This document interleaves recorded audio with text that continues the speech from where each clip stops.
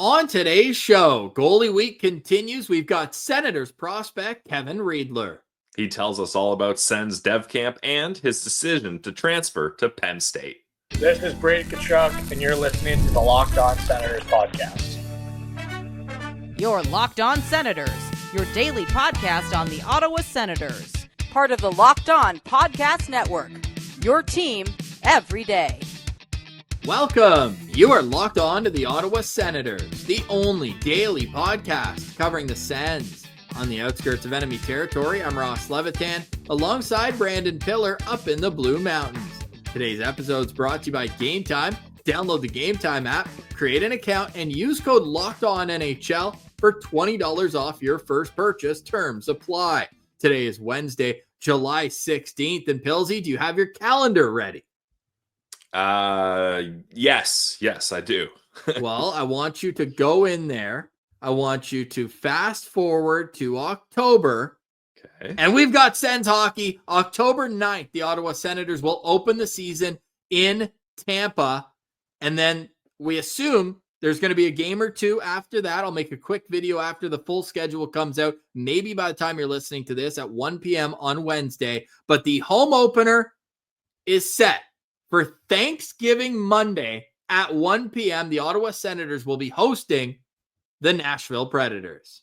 I love it. I'm not a huge matinee fan all the time, but for the home opener, it's so much fun because you wake up, you know you don't have to wait that long for the game. You get to the CTC, you enjoy the beer tent, the festivities outside, and then the game's over at like 4 o'clock, and then you can go have a night, head back to the city, and have a full night ahead of you. So I actually think this is fun, and a lot of people going to be home for Thanksgiving. I'm excited to go to Ottawa for Thanksgiving. And importantly, Ross, you and I are both best man at different weddings on October 18th. And we were sweating nervous that the home opener could happen on that day. So at least we avoid that. Yes, we do. And the Ottawa Senators are undefeated in home openers since COVID. 2021, They beat Toronto. The next year, who'd they play the next year? Philly. No, Philly was Boston. Boston. Yes, that's 7-5 win. That was incredible. Then they had the win over Philadelphia in 2024. And then they had the win over the Florida Panthers last year. So this is incredible. We're fired up for the Ottawa Senators season. 89 days until the home opener, and the full schedule will be released shortly. What do you feel versus division rival versus out of conference? Because this is the first out of conference home opener the Sens have had since COVID. Yeah, I don't really care that much, Ross. Honestly, the only one that I didn't like was going up against the Panthers last year, reigning Stanley Cup champions, and the Panthers have had the Sens number, but they were able to find a way to win here. I think the Preds, that's a good home opener because that's a team that struggled last year, but you can't take too lightly. They've got a lot of good players still. So that's going to be a good game. And I like that the home opener isn't the first game of the season. I like get your legs under you, get back into the feeling of things with one, maybe two more games elsewhere, and then come home ready to go. So I'm a big fan of how this worked out for the Sens. Yeah, I prefer the divisional matchup right off the bat. You had Florida last year. You had Boston. You had Toronto. I like that. I think there's something extra to it. But I'm okay with Nashville. I think it's fine. It's fine. Yeah, I don't actually love being on Thanksgiving Monday, but it's all good. I would have preferred the Sunday because then you still have kind of the Monday scaries after the long weekend on the Monday, right? Like it's not going to be 100% go time at the GCP. We'll still head back there, have a few, but Thanksgiving Sunday might have been tough because you got family commitments and everything like that. You know what? It's the home opener. We're going to make it work. We're going to make it a fantastic experience coming off of the first playoff berth in 8 years. The 7-year drought is over, and the Ottawa Senators are now gearing up for next season. I saw, and look, Dave Pagnotta, as our good friend Cam Robinson put it in our mock draft, he'll throw everything at the wall, see what sticks. But I was looking into one of his rumors recently. I don't know what this is. Jared McCann has been, quote unquote, linked to the Ottawa Senators. Okay. And you know what? I kind of looked into it a little bit more, and You know, the Senators have enough salary cap space that they wouldn't have to move anybody necessarily. Obviously, Seattle could ask for a player who is an NHLer because Seattle obviously is trying to get better with the moves they've made this summer in terms of getting Ryan Lindgren and getting guys who are NHL players per se.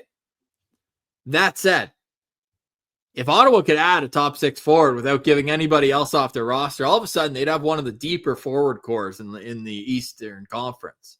I've been a Jared McCann guy for a while. He was one of my top players to target. He's on a nice contract. I believe one more year at $5 million. I know he's at $5 million. As I looked that up, can we remember that the Leafs got him just to give him up in the expansion draft? He's got this year and one more after that at $5 million per season, and he's only 29 years old. Yeah, and he can score. I would love to have him, and I think though, Ross, I would like to move a roster player, though. I'm not comfortable being that close to the cap. So that would be interesting for sure. And yes, Seattle is making some big changes throughout their roster. Like, didn't they just trade Joe Veleno, who they just acquired? I think they just put him on.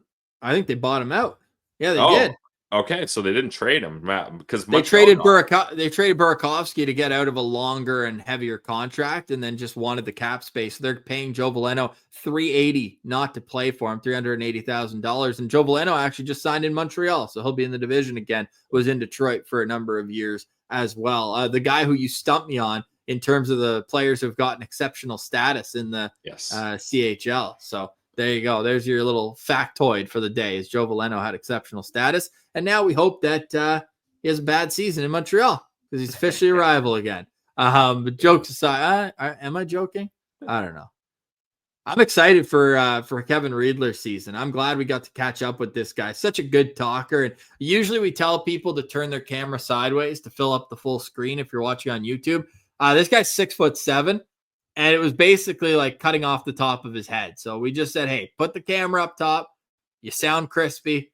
And we love this interview, so we're excited to share it with you. And before we get to it, though, how'd you spend yesterday? Our first weekday without a show since September 12th of last 2024.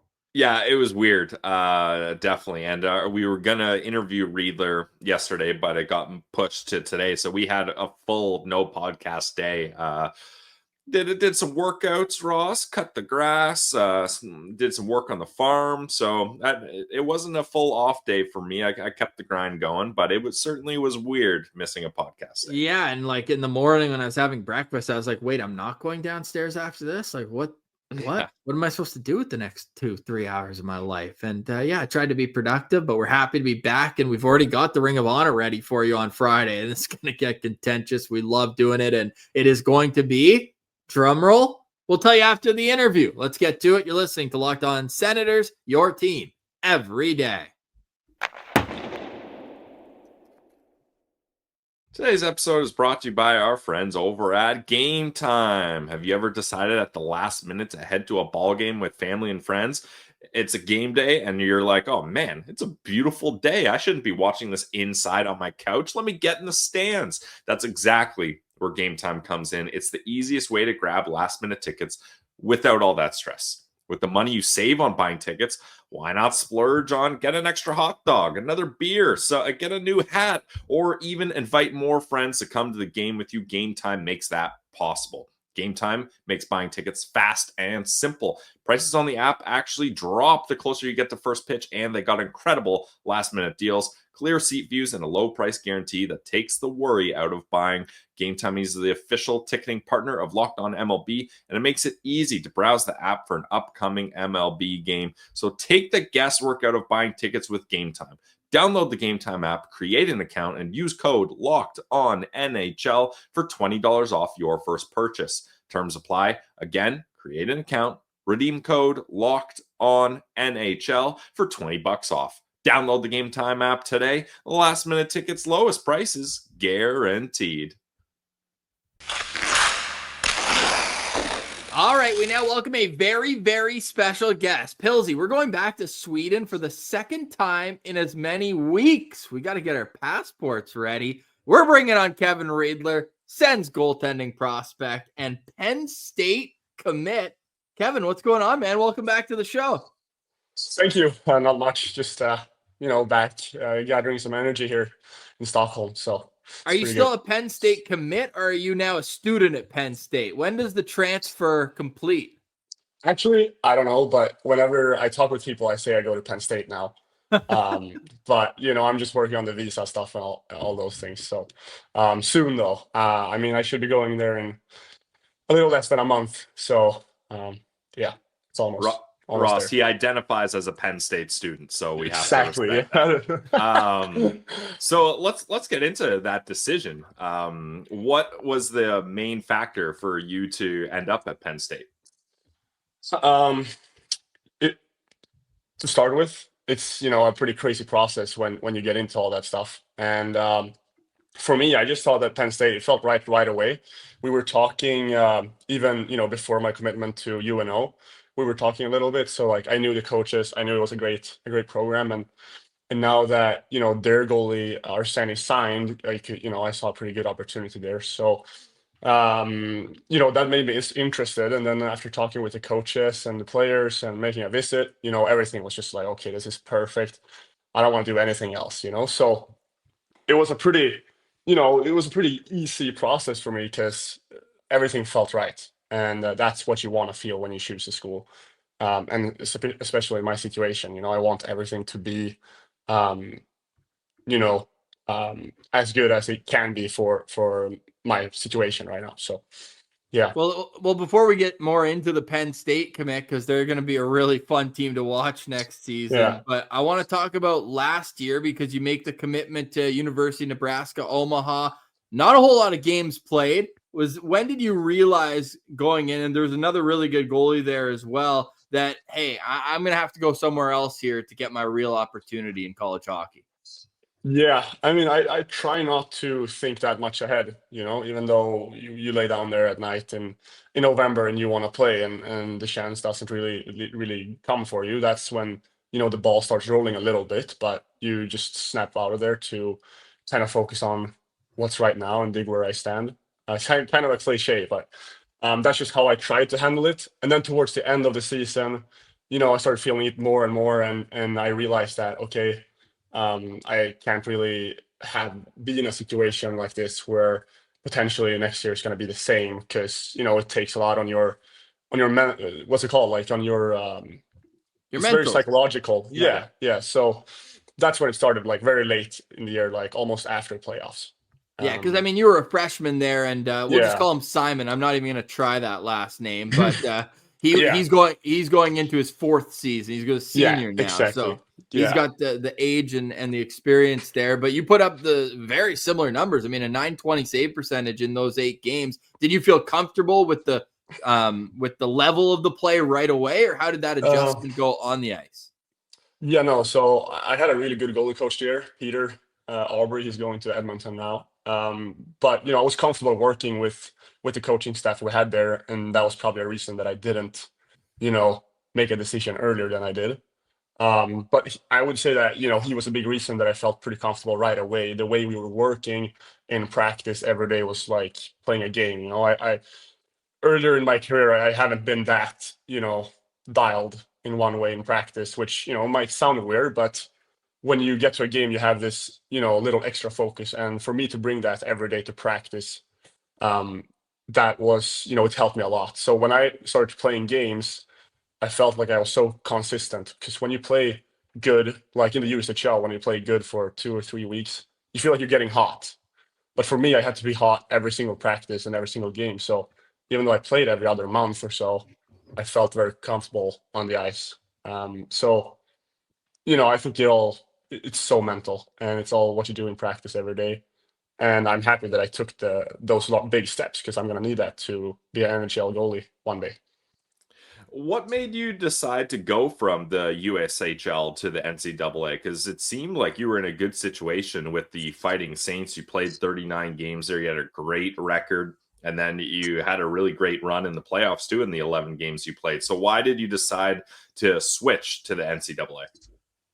I would say just higher pace in the NCAA, and also more time to develop your body and it's fewer games, so that gives you more time to be in the weight room and to work on the mental aspect of the game, become better at the nutrition side of things. So it just stretched out the career path a little bit for me, and I think that it was things that I really needed to learn on the next level.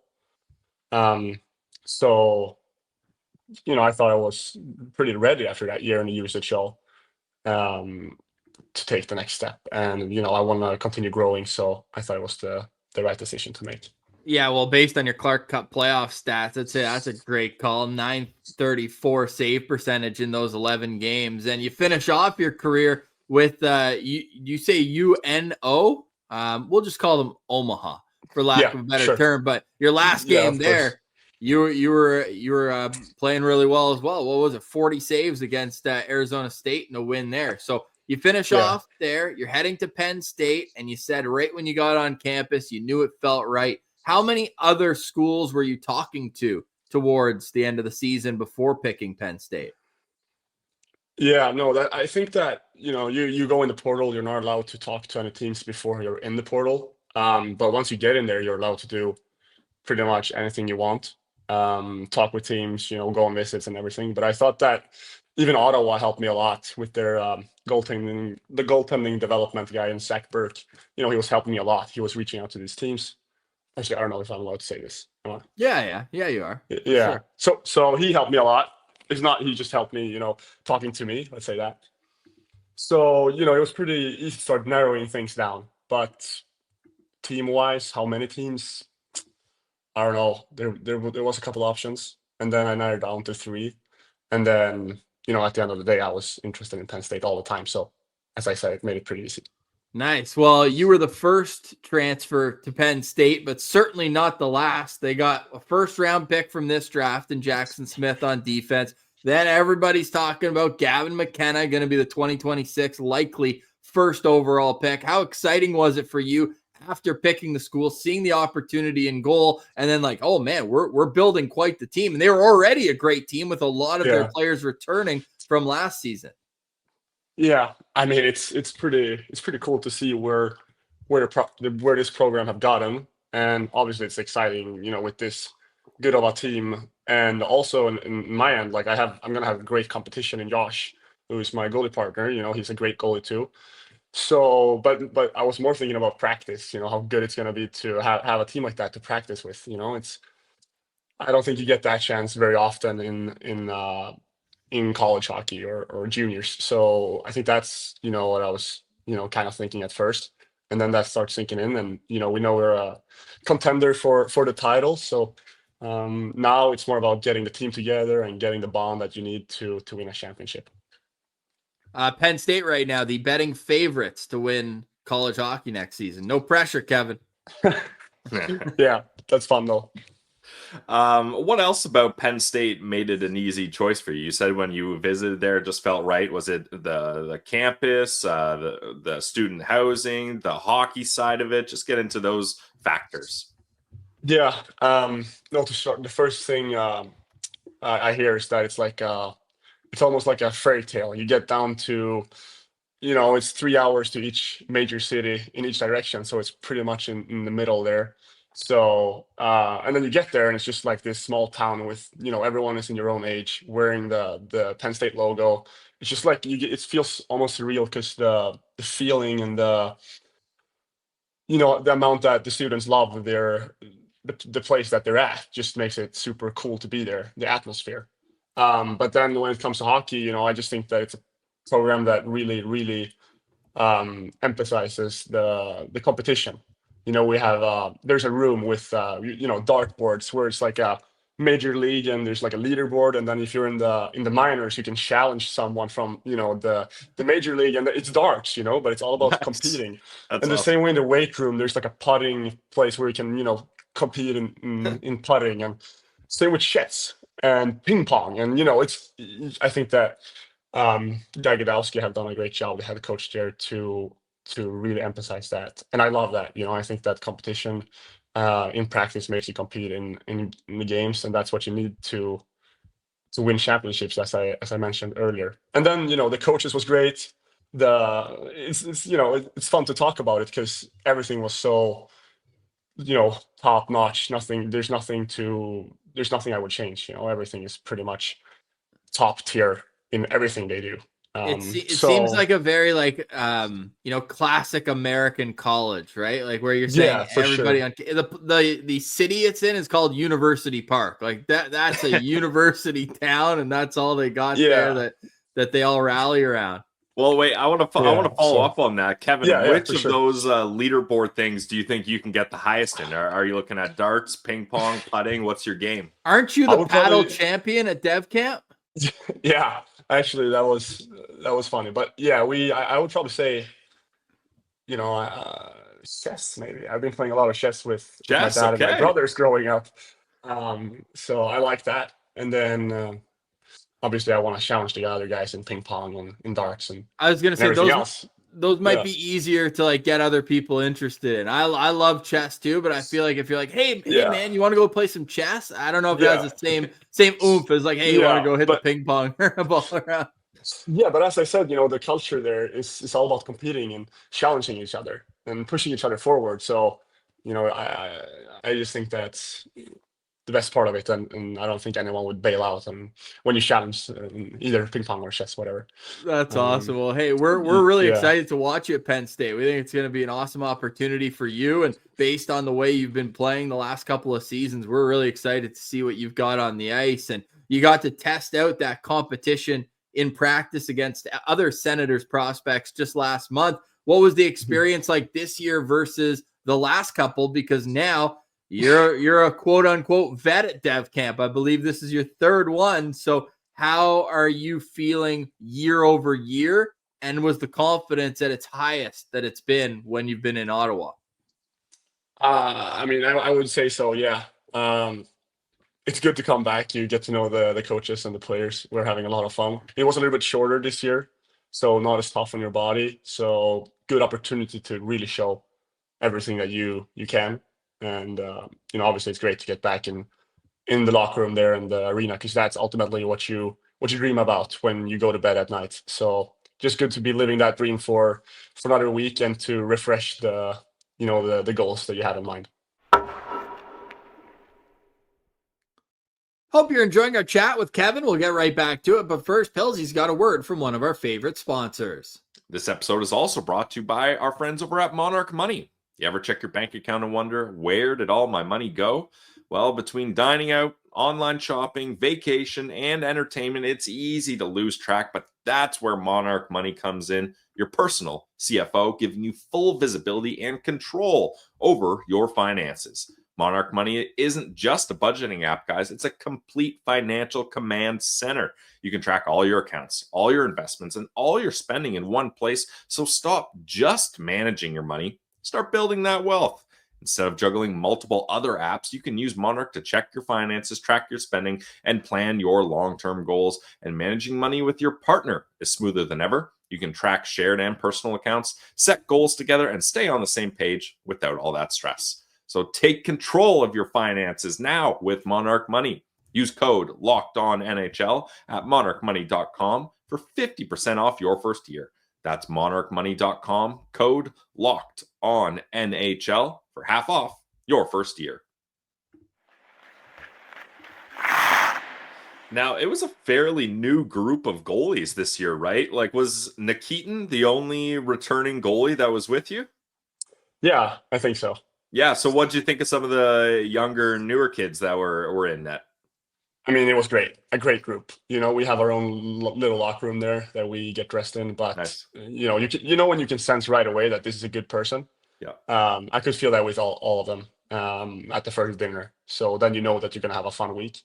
And great goalies too. So I was loving the time there with those guys too. And quite the mix of goalies too. Like there's you, a Swede, Nikitin from Kazakhstan, Beckman, French Canadian, an Ontario guy. Like, was it kind of cool to have all you guys meet with so many differences, but you're all Sens goalie prospects?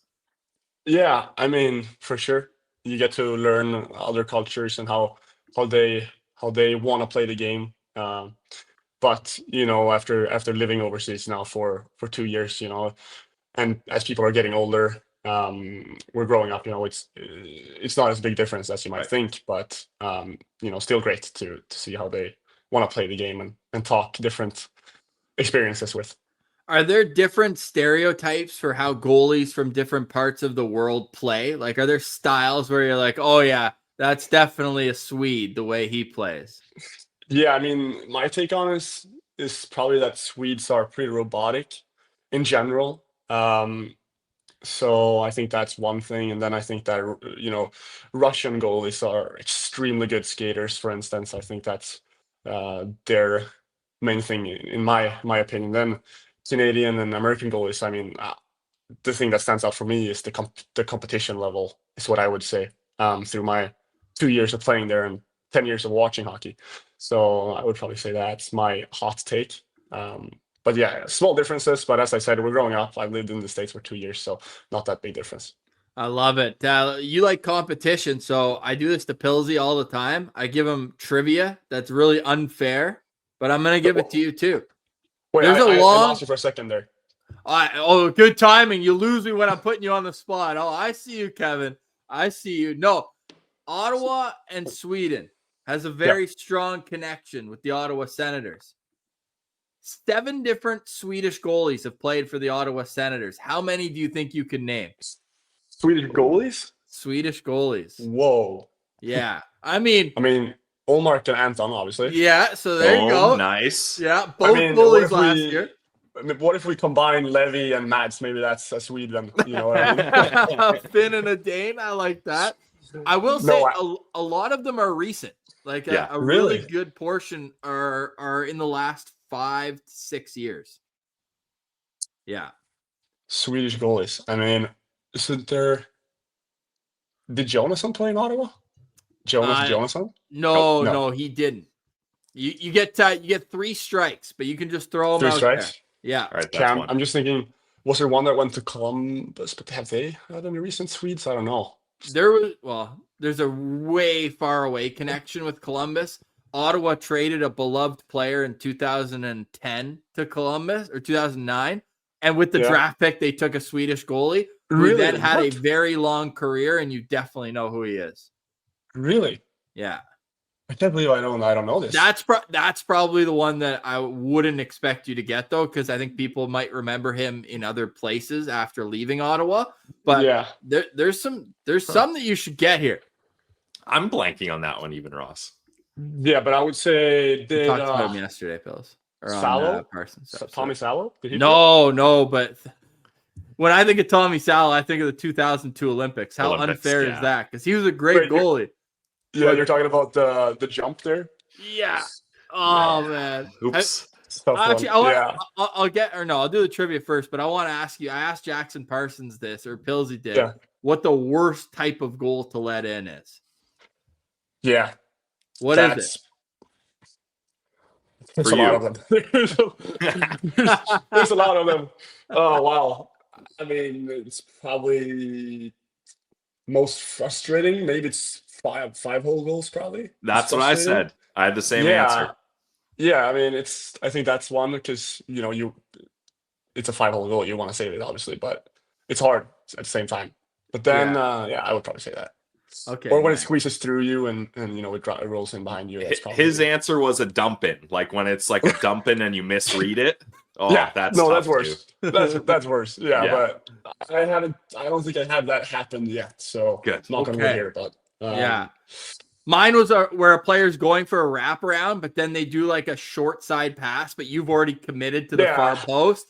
Yeah, and it's just like you look like you're on the other side of the net, and it's wide open. They leave you sitting there with the net wide open. Yeah. So you got 2. I think you're probably sticking with 2. Yeah, I would probably stick with them, but Okay, the goalie who I was talking about there is Robin Lehner. Oh my, yes. Okay. Nice. Yeah. Ottawa got that draft pick for Antoine Vermette in a trade for Columbus. Really? Way back then. If we're going in terms of wins by Swedish goalies in Sens history, Anton Forsberg number 1, Robin Lehner number 2, Linus Ullmark number 3. So you've already got 2 of the top 3. Then this one, it's so unfortunate that injuries took a toll because Anders Nielsen was sick. He was huge guy.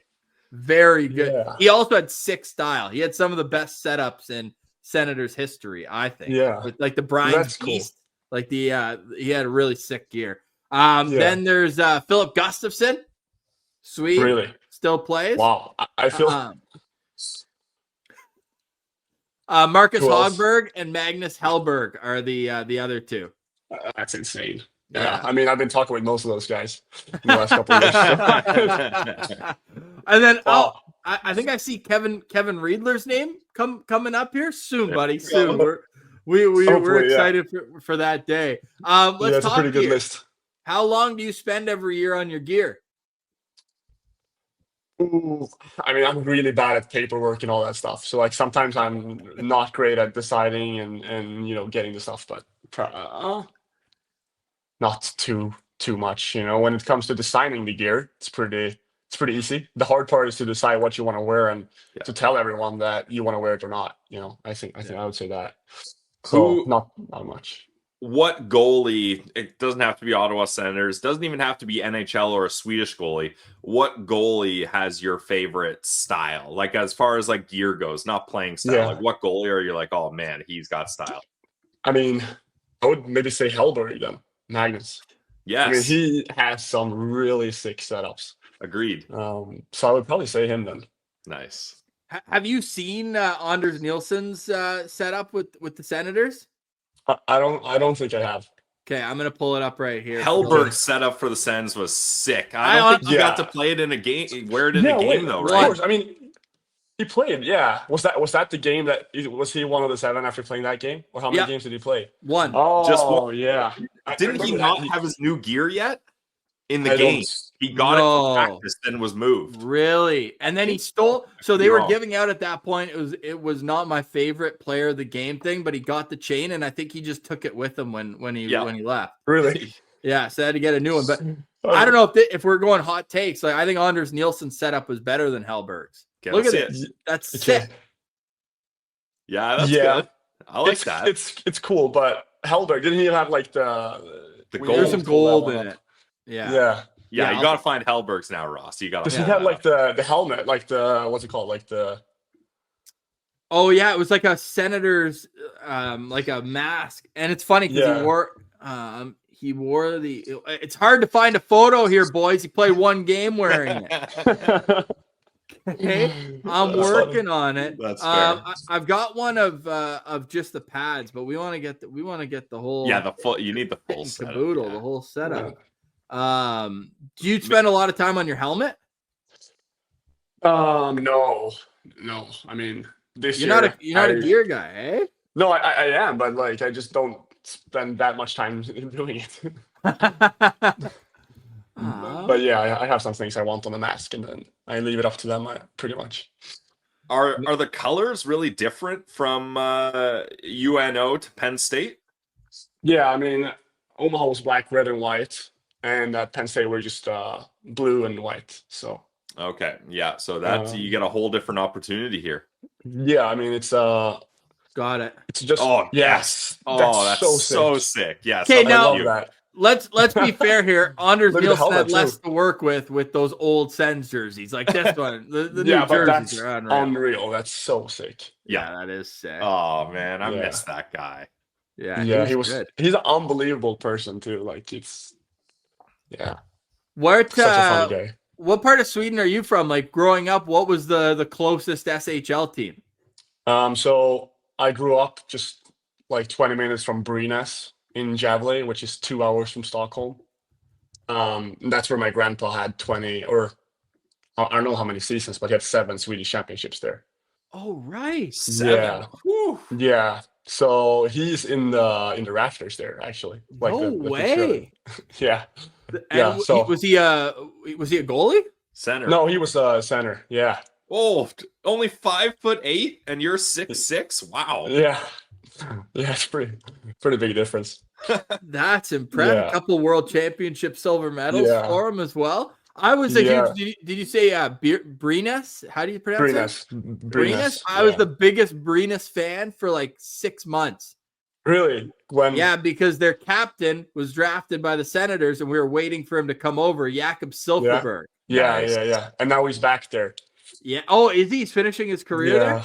Yeah, I think I might be one of the only people who has a Jakob Silfverberg jersey in the closet. Sens jersey. Really? So, yeah, man. But he was awesome. Like, it was unfortunate, but it was a big trade when they sent him away. They got Bobby Ryan. So it was like, okay, if you're going to get a good player, fine. But I thought he was going to be a superstar, man. He was so good, especially on shootouts. I found that every time. And it was like he made it look easy. Like, that's got to be one of the worst goals to let it into when a guy comes in on a breakaway and he shoots from the hash marks and it goes in every time. Like, you're not even going to make a move. Beats you 5-hole like that. That's when it's the worst. That's the worst. Yeah. Yeah. I feel like he was an over-the-shoulder guy, though. He put a little pop on it. But anyways, that's awesome. Hey, Kevin, we appreciate the hell out of you for coming on. We are so excited to see what you got at Penn State. And, like, I'm going to have to find a way to watch these Penn State games because we're going to be all over the Big Ten next year too, because you guys play Wisconsin at some point. Was there some chirping going on between you and all the Wisconsin guys? Not really. We were, it's just, how was your year? Not too much chirping. Not yet. Maybe when we play each other, Yeah, that's awesome. Ross, when the schedule comes out, we got to go to a Penn State Wisconsin game. Like, that would be the play. Final question for me, Kevin, and we've been asking prospects this. Who was the hardest shooter in Sens Dev Camp? Like, who just had your number, was able to beat you more times than you'd like? I think last year I said Oscar Pedersen. He has a really good shot. So I think I'm gonna stick with him. Hell yeah.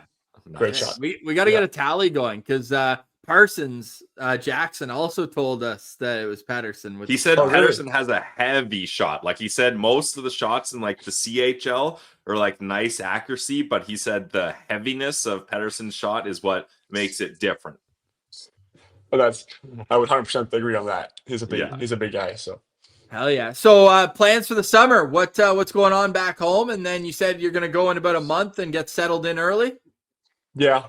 No, just spend time with the family and all that good stuff, friends, and just stay at home. Maybe go to the in Sweden it's a lot of islands by the ocean, so spend some time there. Just do the sauna, jump in the ocean, and then have a beer maybe, and then just reload. Beautiful life. Yeah. And how hard is it or easy is it to get, like, do you have a group of guys that you go on the ice with? And if so, like, how often during the summer are you on the ice? Yeah, so I stayed in good shape before Dev Camp. So when I got back from Omaha, I just kept going to be ready for Dev Camp. And then there's a lot of guys now that play overseas that they're not obligated to do any team skates. So it's pretty easy to get some ice session in here and there, and also some goalie practice with my goalie coach. So I'm about to get back in that rhythm in maybe a week. So I got 2 nice weeks off and then get back to work. Well, enjoy that, man. Thanks for coming on and enjoy the rest of your summer. I appreciate it. Thanks for having me, guys. Hope you enjoyed our chat with Kevin. What an awesome dude. Really looking forward to following him at Penn State this upcoming season. Billsy, while you're doing your ad reads, it made me think back to last week. I'm not a baseball guy, but I nailed it. Cal Raleigh won the home run derby. Attaboy, picking the favorite and getting it. Huge. Hey, favorite still plus 400. Yeah, nothing wrong with that, Ross. A little extra change in your pocket there. Oh, I needed that so badly. All right. Pilsy, Friday's Ring of Honor. What do we got? So Friday's Ring of Honor was, if I'm not mistaken, Ross, the most liked comment on our suggestions for Ring of Honor topics. Was it? Yes, it was. It was the most liked comment.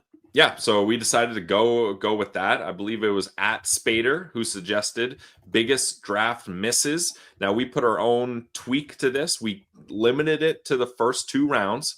Because if you do all 7 rounds and beyond, it used to be more than 7 rounds, which is crazy to think of, then it just gets crazy. So we wanted it to be just the top 2 rounds and only players that were picked 5 picks after the Ottawa Senators made their selection. So lots of good options there. We had some contentious debates and even some of the same picks, but different players that were missed on throughout the draft. So it's fun to try to decide where the value is there. And as always, Ring of Honor is an absolute blast. So we kicked off the season with a good one.